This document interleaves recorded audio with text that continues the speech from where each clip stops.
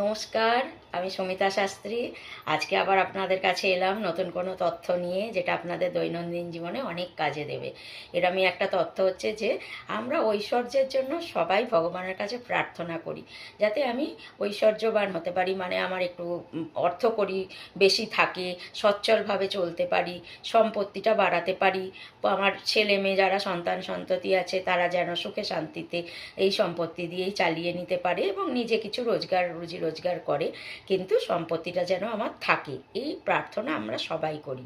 কিন্তু সবার তো এই প্রার্থনা পূরণ হয় না, ম্যাক্সিমামেরই সম্পত্তি থাকে না, এটাই আসল তথ্য।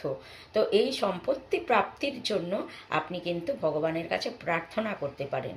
আপনি মা লক্ষ্মীর কাছে প্রার্থনা করতে পারেন যে মা বৈভব লক্ষ্মী এবং অষ্টলক্ষ্মী, এবং আপনাকে এই অষ্টলক্ষ্মীর নামটা জানতে হবে যে অষ্টলক্ষ্মী 1 2 3 4 করে প্রত্যেকটা লক্ষ্মীর নাম আছে, এবং সেই মা লক্ষ্মী অষ্টলক্ষ্মীর নাম করবেন, তার কাছে প্রার্থনা করবেন, এবং মা বৈভব লক্ষ্মীর কাছে আপনারা এই মন্ত্রটা বলবেন যে ওম হ্রিং শ্রিং হ্রিং, ওম না, হ্রিং শ্রিং হ্রিং, হ্রিং শ্রিং হ্রিং।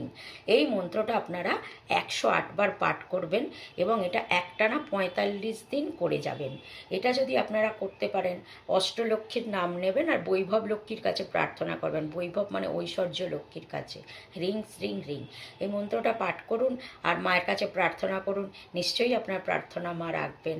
তো আজকের মতন তাহলে এখানে শেষ করছি।